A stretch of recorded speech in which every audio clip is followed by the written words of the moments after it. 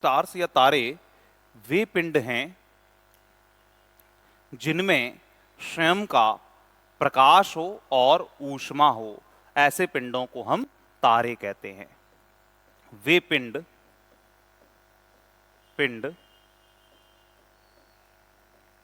जिनमें प्रकाश व ऊष्मा हो तारे कहलाते हैं।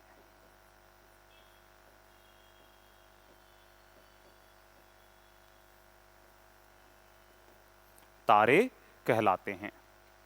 क्या हैं? वे पिंड जिनमें दो कारक की बात हो रही है, प्रकाश भी हो और ऊष्मा भी हो।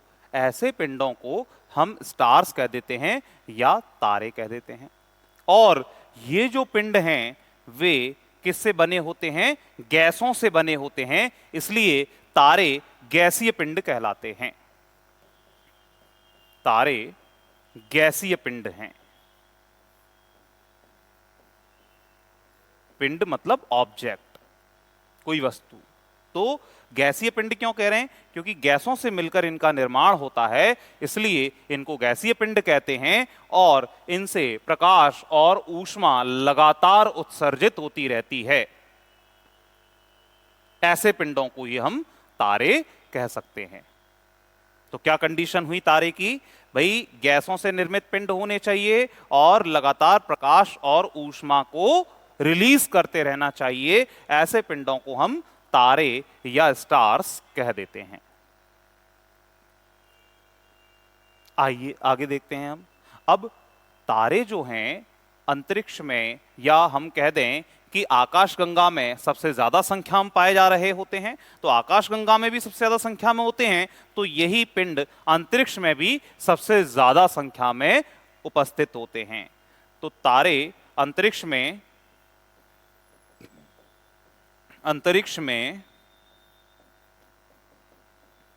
सबसे ज्यादा संख्या में पाए जाने वाले पिंड हैं।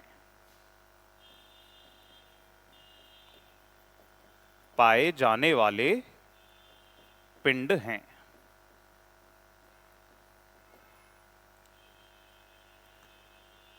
अंतरिक्ष में सबसे ज्यादा संख्या में तारे पाए जाते हैं। इतना समझ आया होगा। जैसे उदाहरण के तौर पे हम देखेंगे कि सूर्य जो है वो क्या है? सूर्य एक तारा है। सूर्य तारा है क्योंकि सूर्य से हमें प्रकाश मिलती है, ऊष्मा मिलती है। क्योंकि पृथ्वी या पूरे सौर मंडल की हम बात करें तो प्रकाश और ऊष्मा का एकमात्र स्रोत जो है वो सूर्य है, सन है। तो सन से हमें क्या मिलता है? प्रकाश, ऊष्मा मिलती है। इसलिए हम सूर्य को भी तारे की कैटेगरी में ही रखेंगे।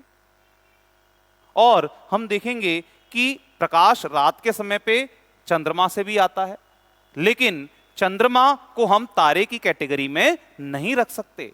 चंद्रमा तारा नहीं होता। चंद्रमा तारा नहीं है। क्यों नहीं है? क्योंकि चंद्रमा का स्वयं का प्रकाश नहीं है। चंद्रमा तो सूर्य से जो प्रकाश आता है उस प्रकाश को रिफ्लेक्ट करता है, उस प्रकाश को परावर्तित करता है, और वो परावर्तित प्रकाश पृथ्वी तक आता है। इसलिए चंद्रमा हमें चमकीला दिखाई देता है। चंद्रमा का स्वयं का प्रकाश नहीं है, इसलिए चंद्रमा तारे की कैटेगरी में नहीं आएगा। तारा क्या होगा? सिर्फ सूर्य होगा, क्योंकि सूर्य के पास खुद का प्रकाश है। समझ गए ना साथियों? क्यों? क्योंकि भाई स्टार, और स्टार में क्या होता है? लाइट और हीट है। लाइट और हीट है, इसका मतलब क्या? उसके अंदर आग जल रही है। तो सीधी बात है भाई, स्टार अगर बनना है तो पिंड को, वस्तु को जलना पड़ेगा। जो व्यक्ति या जो पिंड जल रहा होता है वही स्टार बनता है, वही निखरता है, वही चमकता है। तो ये बात आप ध्यान में रखिएगा कि स्टार अगर बनना है तो क्या करना पड़ेगा? जलना पड़ेगा। बिना जले स्टार नहीं बन सकते, क्योंकि चंद्रमा जलता नहीं है। चंद्रमा के अंदर खुद आग नहीं है। चंद्रमा तो दूसरे के प्रकाश से चमकीला दिखाई देता है, तो इसलिए उसको हम स्टार नहीं कह सकते हैं। समझ गए ना? तो सूर्य के अंदर स्वयं की आग होती है, खुद की अग्नि होती है, और उसी से प्रकाश और ऊष्मा निकलती है, और उससे देखिए आप पूरा सौरमंडल जो है वो प्रकाशवान रहता है, या सौरमंडल में ऊष्मा प्रसारित होती है, प्रवाहित होती है सूर्य के सहायता से ही। समझ आया? अब हम देखने जा रहे हैं साथियों कि तारे जो होते हैं इनका निर्माण कैसे होता है, ये तारे बनते कैसे हैं, इनका जीवन चक्र किस प्रकार का रहता है, और जैसे जैसे अपने जीवन चक्र को पूरा करते हैं तो इनकी समाप्ति कैसे होती है, अर्थात इनका जीवन का अंत किस प्रकार से होता है। ये पूरा जो कालक्रम है तारे का, इसको हमें पढ़ना है, डिस्कस करना है। तो आइए हम आगे बढ़ते हैं और तारे की जीवनचर्या जो है या तारे का जो जीवन है उसके बारे में हम डिस्कस करते हैं। और सबसे पहले प्रारंभ करते हैं तारे बनते कैसे हैं इस बात के साथ में। तो अंतरिक्ष में क्या होता है साथियों, अनेकों गैसें पाई जाती हैं, विभिन्न गैसें, अनेकों गैसें हैं, और ये एक दूसरे से ऐसे दूर बनी रहती हैं, विरल माध्यम में रहती हैं, और लगातार गैसों के कण जो होते हैं रेयर मीडियम में है, लगातार गैसों के कण जो हैं वो गतिशील रहते हैं, गति करते रहते हैं, और धीरे धीरे जैसे ये गैसों के कण एक दूसरे से आकर्षित होते हैं, अट्रैक्ट होते हैं, तो आकर्षित होने के साथ ही इनमें होता क्या है, तो इनमें आकर्षण के कारण ये सारे कण जो हैं वो एक दूसरे के नजदीक आ जाते हैं, क्लोज आ जाते हैं, क्लोज आ जाते हैं, और नजदीक आकर के कैसी संरचना बनाते होंगे देखिएगा। इस तरह से ये गैसों के जो मॉलिक्यूल्स हैं, जो गैसों के कण हैं, जो फ्रीली मूवमेंट कर रहे थे अंतरिक्ष के अंदर, वे गुरुत्व बल के कारण या गुरुत्व प्रभाव के कारण एक दूसरे से नजदीक आते हैं, एक दूसरे से आकर्षित होते हैं, और इस तरह से सघन माध्यम का निर्माण कर लेते हैं, डेंस मीडियम में परिवर्तित हो जाते हैं। और जब ये डेंस हो जाते हैं, घने हो जाते हैं, तो इनमें क्या होता है, मूवमेंट तो होता ही है गैसों के मॉलिक्यूल में, तो ये मूवमेंट करते हुए लगातार गतिशील रहते हुए आपस में टकराते हैं, कोलैप्स करते हैं, और इस टकराने से क्या होता है, तापमान बढ़ता है, टेम्परेचर में ग्रोथ होती है, और तापमान बढ़ने के साथ साथ में इनमें घर्षण के कारण भी क्या होता है, ऊष्मा उत्पन्न होती है। एक दूसरे से टकराएंगे तो फ्रैक्शन होगा, या टकराने से ऊर्जा उत्पन्न होगी, और इसी तरह से वही ऊर्जा ऊष्मा के रूप में बढ़ती जाती है। अर्थात इस अवस्था में क्या होता है, तापमान लगातार बढ़ता जाता है, तापमान जो है वो इंक्रीज होता है। और ये तारा बनने से शीघ्र पहले की व्यवस्था होती है, इसे हम निहारिका कहते हैं साथियों। निहारिका हिंदी में कहते हैं, नेब्यूला कहते हैं इंग्लिश में। इसे हम क्या कहते हैं, नेब्यूला कह रहे होते हैं। ठीक है, तो तारे बनने से शीघ्र पहले की अवस्था, जब गैसों के जो कण हैं वो सघन माध्यम में आ गए हैं, इस अवस्था को हम क्या कहने लगते हैं, निहारिका कहते हैं। और ये जो समूह है गैसीय कणों का, गैसों के मॉलिक्यूल्स का, इसके बाद इसमें तापमान तेजी से बढ़ा, और तेजी से बढ़ने के बाद अचानक से क्या हुआ, आग जलना शुरू हो जाती है। और जब इसके अंदर आग उत्पन्न होती है, अर्थात बहुत तेज तापमान हो जाता है, इसी अवस्था को हम कहने लगते हैं क्या, तारा या स्टार। और ये चमकीला दिखाई देने लग जाता है, अर्थात क्योंकि इसके अंदर आग जल रही होती है तो प्रकाश भी निकलता है और ऊष्मा भी इससे उत्पन्न होती है। प्रकाश और ऊष्मा, लाइट एंड हीट, दोनों इससे रिलीज होती हैं। अब इसके अंदर आग कैसे चल रही है भाई, ये कारण भी हम समझेंगे। आग इसके अंदर क्यों जल रही होती है, उसका कारण होता है, उसका प्रमुख कारण यह है कि इसमें ईंधन होता है, और उस ईंधन में एक प्रक्रिया चलती है जिसे हम कहते हैं नाभिकीय संलयन। नाभिकीय संलयन। न्यूक्लियर फ्यूजन कहते हैं इसको। और न्यूक्लियर फ्यूजन के अंतर्गत होता क्या है, तो हाइड्रोजन के जो मॉलिक्यूल हैं ये आपस में आकर्षित होकर के और हीलियम के मॉलिक्यूल्स में परिवर्तित होते हैं, हीलियम के कणों में परिवर्तित होते रहते हैं, और इसी प्रक्रिया को हम नाभिकीय संलयन कहते हैं। और इसी प्रक्रिया के दौरान बहुत वास्ट या बहुत बड़ी मात्रा में ऊर्जा उत्पन्न होती है, और वही ऊर्जा प्रकाश और ऊष्मा के रूप में रिलीज की जा रही होती है। समझ आया? तो आखिरकार तारों के लिए ईंधन के रूप में कौन काम कर रहा है? हाइड्रोजन काम कर रही है।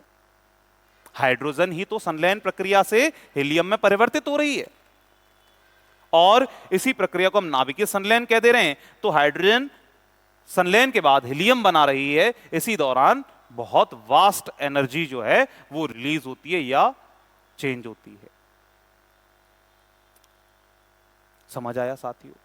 तो आपसे पूछा जाए तारे में ईंधन क्या होता है, तो आप क्या कहेंगे? हाइड्रोजन जो है वो तारे का ईंधन कहलाता है। ठीक है। अब देखिए आप दुनिया में, हम देखेंगे ब्रह्मांड में सबसे ज्यादा संख्या में कौन से पिंड पाए जाते हैं? तारे पाए जाते हैं। और किसी भी तारे में, हर तारे में सबसे ज्यादा मात्रा में हाइड्रोजन गैस पाई जाती है, और उसके बाद हीलियम गैस पाई जाती है। तो हाइड्रोजन गैस सबसे ज्यादा मात्रा में है और तारे सबसे ज्यादा संख्या में हैं। तो आप अनुमान लगाइए कि ब्रह्मांड में सबसे ज्यादा मात्रा में पाया जाने वाला तत्व क्या होगा? सबसे ज्यादा मात्रा में पाया जाने वाला एलिमेंट क्या हो सकता है ब्रह्मांड के अंदर? तो ब्रह्मांड में सबसे ज्यादा मात्रा में पाया जाने वाला तत्व कौन सा है? हाइड्रोजन है,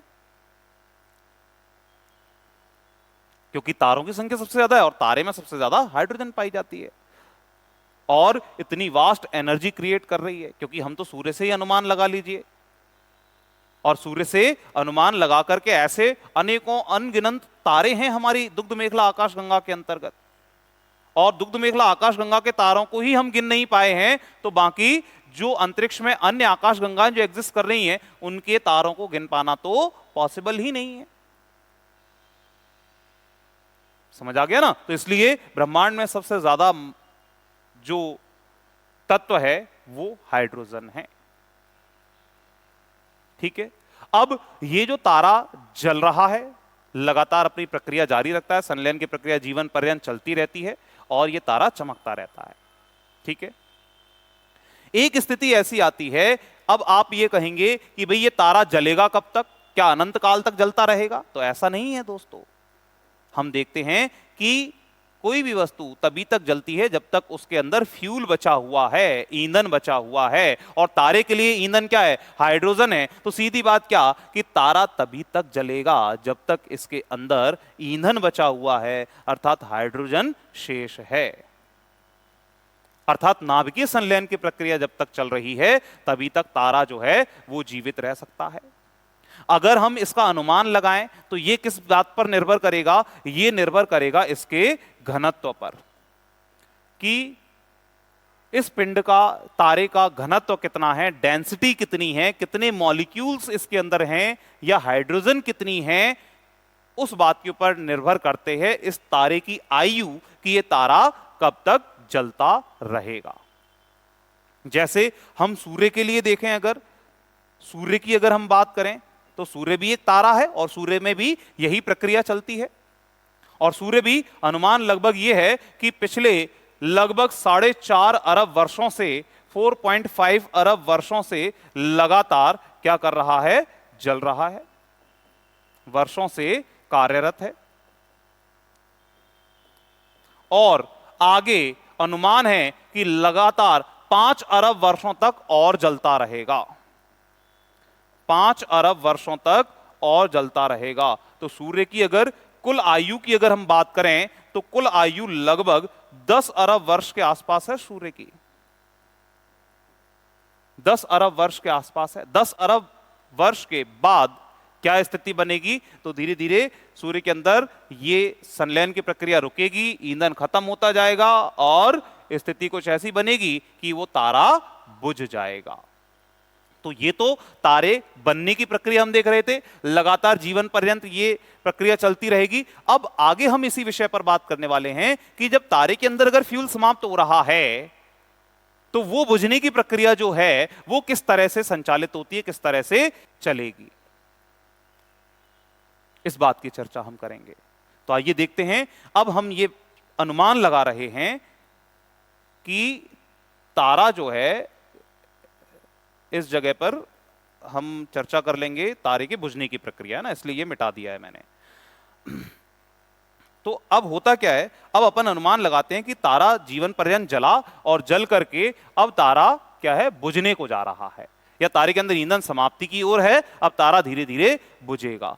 तो तारा पूर्ण रूप से बुझने से पहले क्या करता है, तेजी से चमकना शुरू कर देता है, अपनी इंटेंसिटी, अपनी चमक जो है, अपनी तीव्रता को और बढ़ा लेता है, ठीक है ना, और अपनी चमक को और ज्यादा बढ़ा लेता है। अब ये कौन सी अवस्था है, ईंधन जस्ट टू एंड है, समाप्ति पे है, पूरी तरह खत्म नहीं हुआ। जैसे अपन एक कहावत भी कहते हैं कि दिया बुझने से पहले फड़फड़ाता है, ऐसे ही तारा है, बुझने की ओर जा रहा है, लेकिन बुझने से पहले थोड़ा अपनी चमक और ज्यादा बढ़ा लेता है।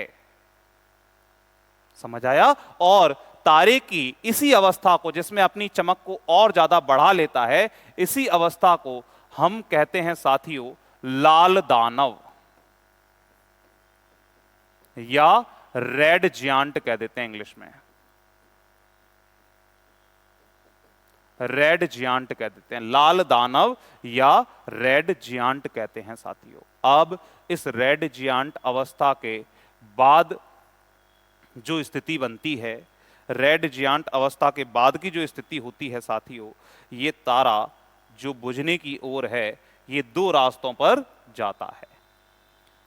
कितने रास्ते? दो रास्ते। कैसे? देखिए,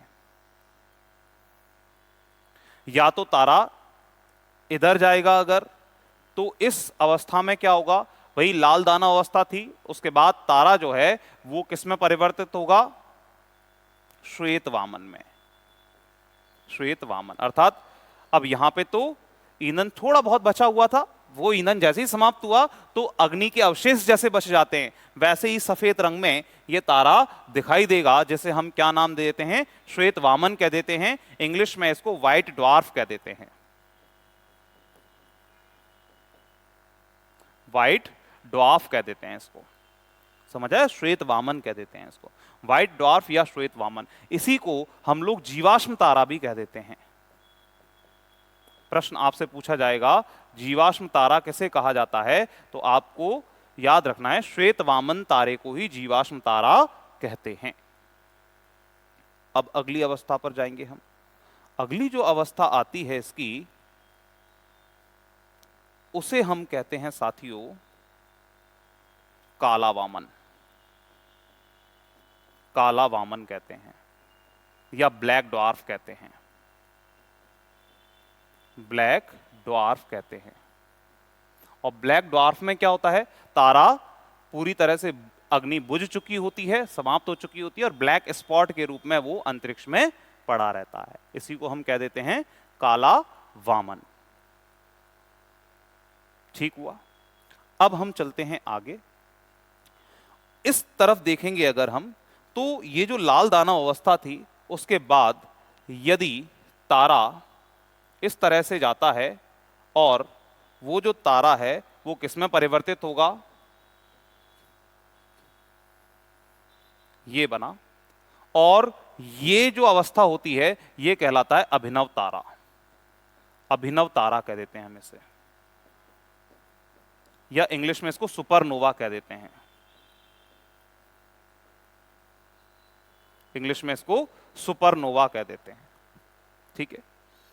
सुपरनोवा जो अवस्था होती है तारे की, इसमें क्या है कि ये भी हल्की फुल्की जो अग्नि है, गर्माहट जो है वो बनी हुई है, और इसके बाद ये अभिनव तारा जो होता है वो अचानक कभी भी किसी भी क्षण तेजी से गति करता रहता है ये, और किसी भी क्षण तेजी से विस्फोट कर जाता है।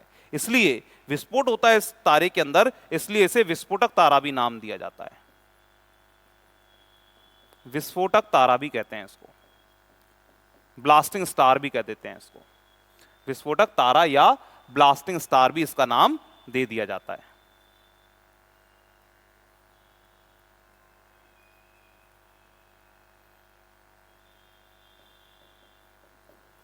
विस्फोटक तारा या ब्लास्टिंग स्टार भी इसे कह देते हैं, सुपरनोवा। अब जब इसमें ब्लास्ट हुआ तो ये ब्लास्ट होने के बाद इससे हम देखेंगे कि अलग अलग 4 प्रकार के टुकड़े टूट करके अलग होते हैं। जो भी टुकड़े इससे निकलते हैं उन्हें 4 वर्गों में बांटते हैं। पहला होता है क्वेसर, क्वेसर। दूसरे होते हैं पल्सर। तीसरे जो भाग होते हैं न्यूट्रॉन। और चौथे भाग होते हैं ब्लैक होल, ब्लैक होल। ठीक है साथियों, इनमें जो तारे से टूटे हुए टुकड़े हैं जो तेजी से गति करते हैं उन्हें हम पल्सर कह देते हैं। और सबसे बड़ा जो आकार होता है इस टुकड़े का वो होता है ब्लैक होल का, और इसका घनत्व भी सबसे ज्यादा होता है ब्लैक होल का। तारे से टूटे हुए टुकड़ों में सबसे ज्यादा घनत्व किन टुकड़ों का होता है? तो ब्लैक होल का होता है। या सबसे ज्यादा भारी कौन होता है? तो ब्लैक होल होते हैं। और सबसे तेजी से गति कौन करते हैं? तो पल्सर करते हैं। ठीक है, तो साथियों हमने देखा कि इस तरह से तारा लाल दानव अवस्था के बाद ये 2 भागों में बट करके और अपने जीवन को समाप्त करता है। अब यहां से आप सभी को एक डाउट निकल के आया होगा कि ये दोनों अवस्थाओं में कैसे अनुमान लगाया जाए कि तारा इस तरफ जाकर के समाप्त होगा या तारा अभिनव तारे की ओर जाकर के समाप्त होगा। तो इसके लिए साथियों हमें एक और नई बात दिमाग में याद रखनी है, और वो याद रखनी है हमारे भारत के ही वैज्ञानिक हुए थे एस चंद्रशेखर, जिन्होंने एक सीमा निर्धारित की थी, एक लिमिट डिसाइड की थी जिसे हम चंद्रशेखर सीमा के नाम से जानते हैं। और इसके लिए इन्हें नोबेल पुरस्कार भी दिया गया था। चंद्रशेखर सीमा या चंद्रशेखर लिमिट कह देते हैं इसको। और ये चंद्रशेखर लिमिट या चंद्रशेखर सीमा जो होती है इसका मान कितना होता है? तो 1.44 इंटू सूर्य का द्रव्यमान, सूर्य का द्रव्यमान। आइए अब हम जानेंगे कि ये चंद्रशेखर सीमा यहां पे कैसे उपयोगी होती है, तारे के समाप्ति के लिए, अंत होने के लिए कैसे उपयोगी होती है। तो देखिए, तारा जब लाल दानव अवस्था से आगे बढ़ता है तो यदि तारा छोटा है, छोटा मतलब उसका द्रव्यमान कम है, घनत्व कम है, तो कितना कम उसका अनुमान हम इसी सीमा के द्वारा लगाते हैं, चंद्रशेखर सीमा से निर्धारित करते हैं। यदि तारा 1.44 इंटू सूर्य के द्रव्यमान, इस द्रव्यमान से के बराबर या इससे कम द्रव्यमान है तारे का, तो तारा लाल दानव अवस्था के बाद श्वेत वामन में परिवर्तित होगा, काला वामन में परिवर्तित होकर के समाप्त हो जाएगा। किंतु यदि तारे का द्रव्यमान या mass of the star 1.44 into सूर्य का द्रव्यमान, जिसे चंद्रशेखर सीमा कहते हैं, चंद्रशेखर सीमा से ज्यादा द्रव्यमान का है, अर्थात बड़ा है, तो फिर तारा अभिनव तारे में परिवर्तित होगा और 4 अलग अलग प्रकार के टुकड़ों में टूट जाएगा। समझ आया? तो फिर से एक बार मैं रिपीट कर देता हूं कि यदि तारे का द्रव्यमान चंद्रशेखर सीमा के बराबर या उससे कम है तो तारा श्वेत वामन में परिवर्तित होगा और काला वामन में परिवर्तित होगा। किंतु यदि तारे का द्रव्यमान चंद्रशेखर सीमा से ज्यादा है तो तारा अभिनव तारे में परिवर्तित होगा और अभिनव तारा 4 अलग अलग टुकड़ों में टूट करके और बिखर जाएगा। क्लियर हुआ? इस तरह तारा अपनी जीवन काल को समाप्त कर लेता है जब तारे के अंदर ईंधन समाप्त होता है। तो ये चंद्रशेखर सीमा बहुत जरूरी है, इसका मान याद रखें आप। चंद्रशेखर सीमा किसे कहा जाता है? तो सूर्य का द्रव्यमान इंटू 1.44 इंटू सूर्य के द्रव्यमान को हम चंद्रशेखर लिमिट या चंद्रशेखर सीमा कहते हैं। क्लियर हुआ? तो तारे के जीवन समाप्ति के आकलन के लिए एस चंद्रशेखर जी द्वारा यह सीमा डिफाइन की गई थी। तो आज का ये वीडियो सेशन दोस्तों तारे तक हमने डिस्कस किया है और इसके आगे नए सेशन भी आपको आते रहेंगे। इस संबंध में आपको कोई भी डाउट प्रॉब्लम हो या इस पूरे लेक्चर की आपको पीडीएफ कॉपी चाहिए हो तो क्लास के शुरुआत में मेरा नंबर था, उस नंबर पर आप लोग संपर्क करके और मेरे से प्राप्त कर सकते हैं इसकी पीडीएफ कॉपी, या इस लेक्चर के संबंधित कोई डाउट हो तो भी आप मुझे इस नंबर पर संपर्क कर सकते हैं साथियों। क्लियर हुआ? तो मिलेंगे हम नए वीडियो नए लेक्चर के साथ किसी नए टॉपिक पर चर्चा करते हुए। तब तक के लिए धन्यवाद दोस्तों, साथियों, मिलते हैं। जय हिंद, नमस्कार।